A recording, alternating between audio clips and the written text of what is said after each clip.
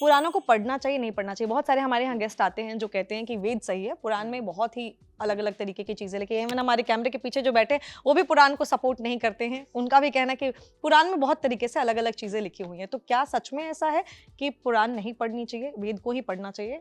जैसे कि आप देखिए तो एक ग्रंथ का तो सनातन धर्म नहीं है। आप किसी विद्यालय में जाएँगे, स्कूल में जाएँगे, आप प्रथम कक्षा में जाते हैं, फिर पीएचडी करते हैं, तो पीएचडी की बुक्स आपको प्रथम कक्षा में नहीं दी जाएँगी। 5th क्लास में जाएँगे तो वहाँ पे मैथमेटिक्स पढ़ाई जाती है कि राम ने अगर 15 तरबूज खरीद लिए, श्याम ने ये कर दिया, तो ये सब लॉजिकल नहीं है। 15 तरबूज मान लीजिए कौन खाएगा? या इस तरह के एग्जाम्पल दे, लेकिन वहाँ पे मतलब क्या है कि मैथमेटिक्स समझाना है।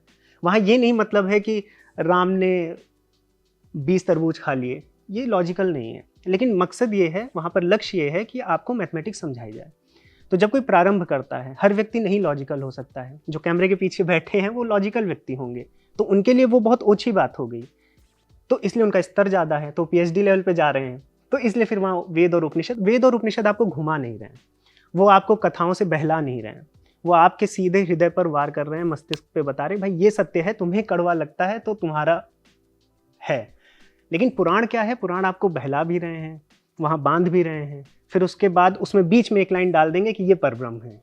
तो वहाँ अगर आप चूक गए उस लाइन में, तो आपको कथाएं दिखेंगी, वध दिखेंगे राक्षसों के, दैत्यों के, और फिर उसमें आप कथाओं में फंस जाएंगे। ऐसी दुर्गा सप्तशती, अभी नवदुर्गा गई है, दुर्गा सप्तशती का हम पाठ करते हैं तो हमें लगता है कि माता जी हैं, उन्होंने शुंभ निशुंभ वध कर दिया, महिषासुर का वध कर दिया। हम इतना समझते हैं, इसके आगे नहीं समझते। लेकिन जब आप दुर्गा सप्तशती को देखेंगे तो वैदिक ज्ञान ही है उसमें आपको पता चलेगा कि किस प्रकार से जो दर्शन है उपनिषदों का वहाँ पर पिरोया गया है।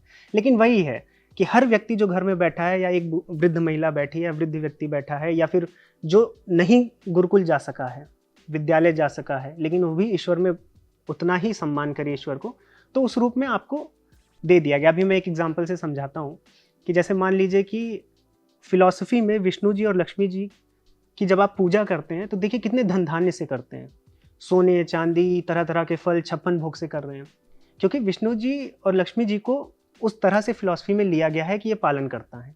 लेकिन शिव जी के साथ तो आप सोना चांदी नहीं चढ़ाते हैं, बहुत ज़्यादा अच्छा करते हैं तो दूध चढ़ा देते हैं, वरना उनका धतूरा बेल पत्र यही सब चलता है। क्यों? क्योंकि शिव जी को हमेशा मेटेरियलिज्म से दूर रखा गया है, विष्णु जी को मेटेरियलिज्म के साथ रखा गया है। तो हमारे रिचुअल्स में भी आपको वैदिक फिलॉसफी दिखेगी। जो मेटेरियलिज्म से दूर जिनको रखा गया है उनकी पूजा हम वैसे करते हैं। विष्णु जी की पूजा हम बहुत सत्यनारायण पूजा करते हैं, पंचामृत भी बना रहे हैं, क्षणामृत भी बना रहे हैं। क्यों? क्योंकि विष्णु जी को माना गया है कि वो हमें निरंतर हमारे सिस्टम को सस्टेन करा रहे हैं। तो यही है, वेद उपनिषदों का ज्ञान रिचुअल्स में भी है, पुराणों में भी है। लेकिन अगर आप फंस गए, अगर आपने अपने आप को बांध लिया कि हाँ मुझे ये करना है, मुझे सुबह घंटी बजा देनी है, मुझे सुबह ये टीका लगा देना है, सब कुछ हो जाएगा, तो वो पॉसिबल नहीं है। ज्ञान भी जरूरी है, इसलिए ये भेद देखने को मिलता है कि पुराणों में और उपनिषदों में और वेदों में भेद है।